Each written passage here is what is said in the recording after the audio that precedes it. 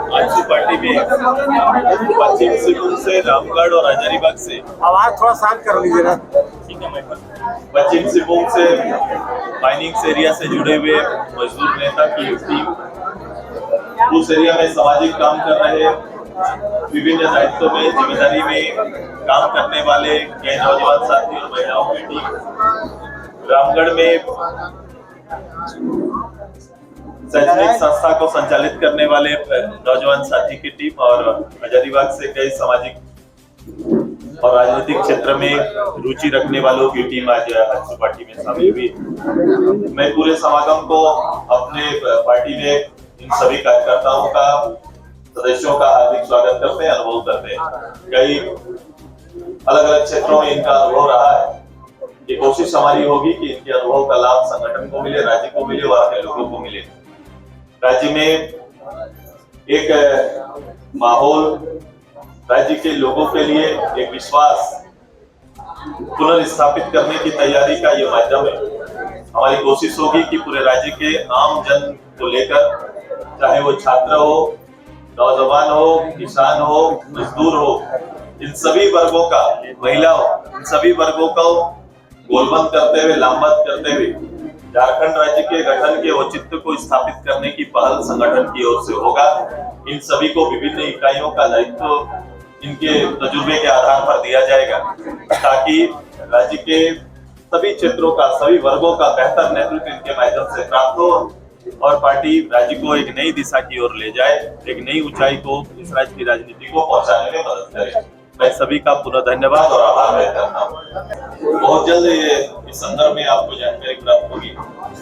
अभी क्योंकि एक विधानसभा रिक्त है और आने वाले समय में इस संदर्भ में संगठन की ओर से, गठबंधन की ओर से पार्टी निर्णय लेगी और आगे बढ़ेगी।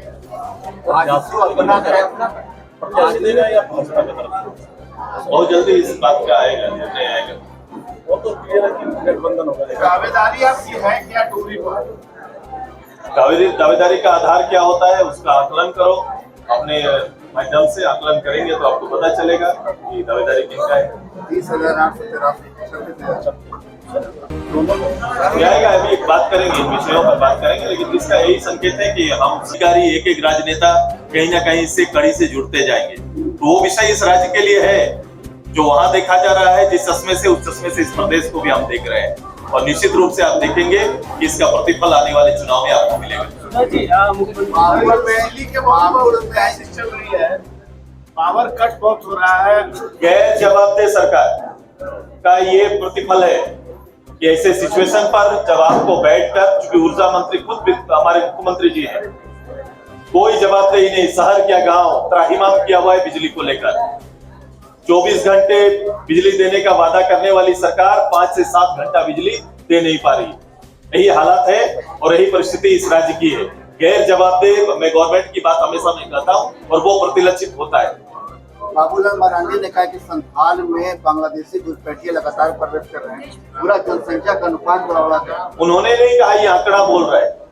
भले आंकड़े के ऊपर उनके टिप्पणी आई है, लेकिन इस आंकड़ा को आप देख सकते हैं और कहीं ना कहीं इसके अंतर आ रहा है तो चिंतनीय विषय है, इसको देखना चाहिए। और यहाँ तक कि कोर्ट ने तो गृह मंत्री भारत सरकार को इंगित किया कि किस परिस्थिति में ये चीजें हो रही है, उन्होंने इंगित किया। इसका असली वही है कि बॉर्डर देखना केंद्र सरकार का काम है और बॉर्डर से इस तरह का हो रहा है तो निश्चित रूप से उन्होंने संज्ञान में लिया कोर्ट ने। अब कोर्ट ने उस केस के माध्यम से गृह मंत्रालय को कहा है कि ये किस परिस्थिति में हो रहा है, इसको देखना चाहिए और उसका प्रतिफल सबसे ज्यादा भुगतभोगी हमारा प्रदेश हो रहा है। इसलिए बाबूलाल जी ने चिंता जाहिर की है। उधर जी मुख्यमंत्री ने कल कहा है कि सीबीआई और ईडी जो है वो महामारी मुख्यमंत्री जी ने सभा में कल ड्यूटी पक्ष की सभा में उसने कहा है सीबीआई और ईडी जो महामारी होगी। पता नहीं उनका बयान का क्या अर्थ होगा, लेकिन संवैधानिक संस्था है दोनों। संवैधानिक संस्था को संचालन करना, उन्हें दिशा निर्देशित करना में उनका गाइडलाइन तय है। ऐसे ऐसी संस्थाएं कुछ है जो चुनाव आयोग जैसा हुआ, ये संस्थाएं, इनको बड़ा स्वतंत्र रखा गया है और भारत के अंदर ये संस्थाएं काम करती है। जब भी कोई शासक उसमें बैठता है तो ये आरोप लगते रहे हैं कि कहीं ना कहीं प्रभावित होकर ये काम कर रहे हैं, लेकिन ये अगर नहीं है तो खुद को साबित करे। मुख्यमंत्री के ऊपर अगर कोई आरोप है या उनके मंत्रिमंडल के ऊपर आरोप है, अधिकारी के ऊपर आरोप है, तो उसको अपनी जवाबदेही के साथ सामने आकर स्पष्ट करना चाहिए कि ये पाप यहाँ नहीं हुआ है, ये गलतियां नहीं हुई है। आएगा अभी बात करेंगे, इन विषयों पर बात करेंगे, लेकिन इसका यही संकेत है कि हम बहुत जल्द बैठ के इस पे बात करेंगे। सर, नोटबंदी पर क्या कहेंगे? जिस तरह से नोटबंदी, ये एक पॉलिसी है, ये भारत सरकार का एक पॉलिसी का हिस्सा है जिसको कल उन्होंने रिलीज किया है। आप हमसे ये पूछ सकते हैं, पॉलिसी तो राज्य सरकार, राज्य के नहीं बल्कि सेंट्रल गवर्नमेंट अपने देश के कानून के तहत अपने मुद्रों पर और उसकी जमाबंदी के क्षेत्र में कहीं ना कहीं कोई शंका होगी, उसी को ध्यान में रखते हुए पिछले बार भी और अभी भी हुआ है, और इस पर बड़ा स्पष्ट है। इसमें बहुत ज्यादा पिछली बार क्लियरिटी नहीं थी, इस पर बड़ा क्लियर किया है, लोगों को समय दिए और सितंबर तक का समय है कि लोग बैंकों के माध्यम से आप एक्सचेंज पॉलिसी में जा सकते हैं।